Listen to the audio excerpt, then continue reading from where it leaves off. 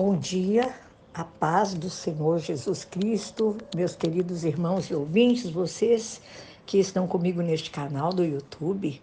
Eu quero pedir a vocês que não deixem de entrar no canal, de dar um joinha, de compartilhar o estudo que você recebe com pessoas que você sabe que necessitam tanto da palavra de Deus, como nós necessitamos, não é verdade? Hoje nós vamos falar sobre o capítulo 7 de Mateus. No capítulo 7 de Mateus, meus irmãos, a palavra fala, eu vou dar os subtítulos desse capítulo. Ele fala sobre o julgamento ao próximo, a persistência nossa na oração. Ele fala sobre a porta estreita e a porta larga, a árvore e seus frutos. E ele nos dá grandes ensinamentos sobre o prudente e o insensato também. Esse capítulo, talvez a gente fale mais de um dia sobre ele, que os textos são maravilhosos. Começando pelo capítulo 7, o verso 1 e 2, ele fala assim, olha, não julguem para que vocês não sejam julgados, pois da mesma forma que julgarem, vocês serão julgados, e a medida que usarem também será usada para você, para medir vocês. Amém?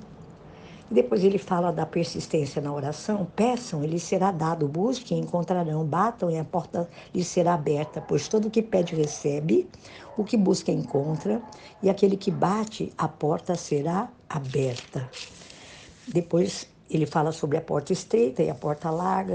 Ele fala para que entremos pela porta estreita, porque larga é a porta e amplo o caminho que leva à perdição. E são muitos que entram por ela. Como é estreita a porta e apertado o caminho que leva à vida, são poucos os que a encontram. E ele fala sobre a árvore e seus frutos.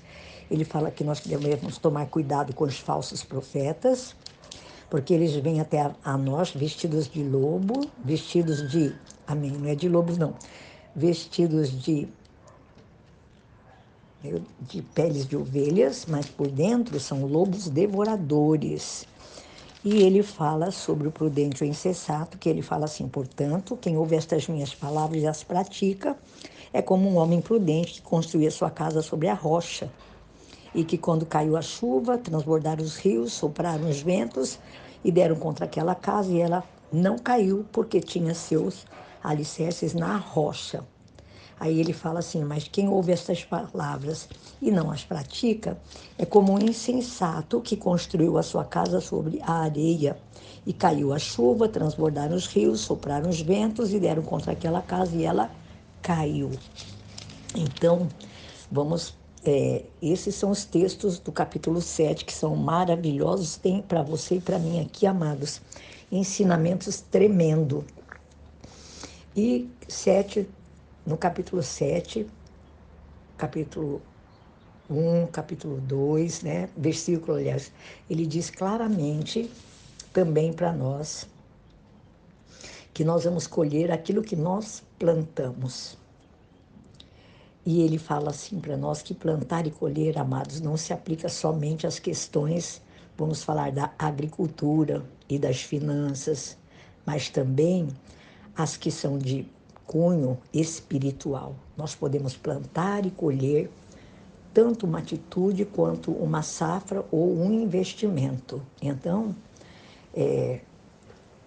lendo uma crônica de um certo pastor, ele, ele faz uma observação assim, que quando ele fica sabendo que alguém falou dele, né, com maldade, com crueldade, com crítica, ele se perguntava a si mesmo, eles estão plantando ou sou eu quem está colhendo? Muitas vezes, querido, ele faz esta observação, achei muito boa e estou compartilhando com vocês. Muitas vezes nós estamos colhendo em nossas vidas o que nós plantamos anteriormente na vida de alguém. Então, se certifique sempre de plantar boas sementes. Olha, o plantio, quando você planta o que você quer. Só que a colheita não é o que você quer, muitas vezes. Então, vamos vigiar, não é verdade? Ó, porque eu vou dizer a vocês também que o inimigo das nossas almas, ele adora, viu? Manter a nossa mente ocupada, sabe? E julgando os erros dos outros. E assim nós nunca vamos ou vemos ou tratamos o que está errado em nós. Quando você e eu focamos nossos pensamentos e conversas nas falhas, nas imperfeições, nos pecados dos outros, daqueles que nos cercam, geralmente nós estamos sendo enganados a respeito da nossa própria conduta. Por isso é que Jesus ordenou que nós nos preocupássemos com os seus próprios erros, ao invés de nós nos preocuparmos com os erros alheios, né?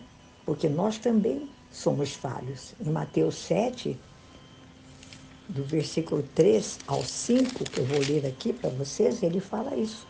Por que ele quer, eu vou falar com minhas palavras, ele fala assim, por que você repara no cisco que está no olho do seu irmão e não se dá conta? Não é no cisco, olha, aqui na Bíblia está escrito da viga que está nos seus próprios olhos.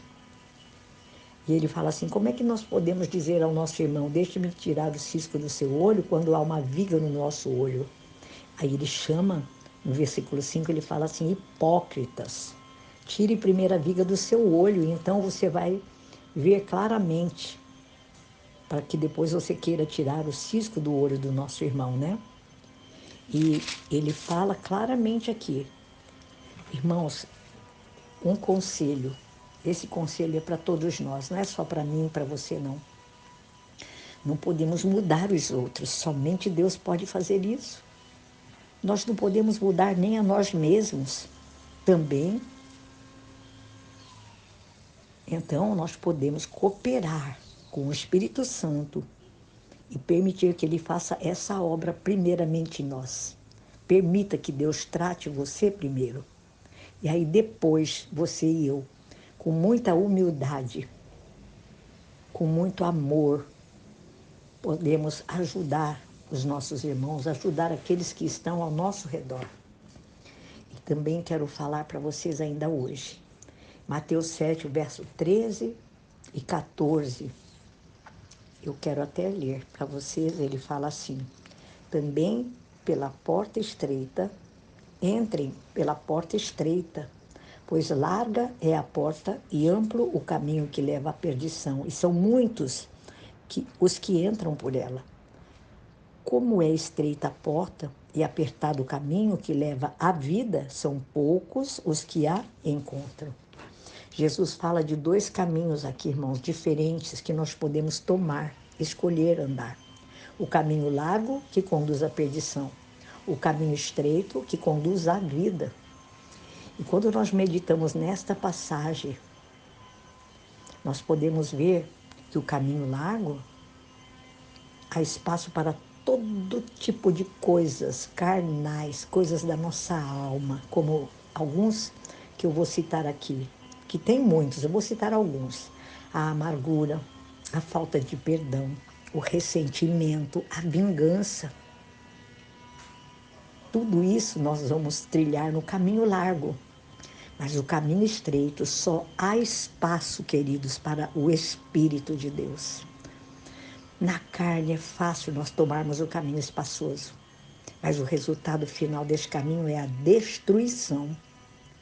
É muito mais difícil tomarmos o caminho apertado, mas no fim dele, o fim deste caminho apertado nos conduz à vida eterna. E eu quero frisar aqui para você, as nossas emoções, elas nos tentam para que nós tomemos o caminho mais fácil para fazermos aquilo que é bom no momento, para a nossa carne, para a nossa alma. Mas a sabedoria divina, ela nos impulsiona a tomar o caminho que parece bem estreito, bem difícil, bem árduo a princípio. Mas nós vamos ver que no longo desta caminhada, mais tarde, nós vamos descobrir que ele nos leva à vida eterna. Então, eu quero parar por aqui, porque amanhã nós vamos dar continuidade. Amém? Em nome de Jesus, eu desejo para vocês uma sexta-feira muito abençoada, com a presença de Deus. Não se esqueça do que eu falei aqui. Vigia no modo de você pensar. Seus pensamentos tornam-se atitudes. Então, lembre-se que o diabo lhe adora manter nossa mente ocupada, preocupada com os outros e menos conosco mesmo, preocupada em criticar, em apontar o erro das pessoas, as falhas das pessoas, quando nós devemos focar nossos pensamentos e conversas em nós mesmos. Por isso é que Jesus ordenou que nós nos preocupássemos com os nossos próprios erros, ao invés de nós nos preocuparmos com os erros alheios, né? Porque nós carregamos também em nós falhas nas nossas próprias vidas e nós podemos mudar com a ajuda do Espírito Santo e depois de nós mesmos mudados com a ajuda do Espírito Santo, permitindo que Ele faça essa obra em nós podemos ajudar a outros. Em nome de Jesus, amém? Então, glorifique a Deus neste dia. Leia esse capítulo 7 de Mateus. Irmãos, eu lendo ontem esse capítulo, eu pude confessar, eu pude orar, eu chorei na presença de Deus, porque aqui tem ensinamentos para que você aplique para a sua vida diária, para nossas vidas. Vamos colocar como uma aplicação para as nossas vidas diárias, em nome de Jesus, amém? Que Deus os abençoe ricamente, em nome de Jesus.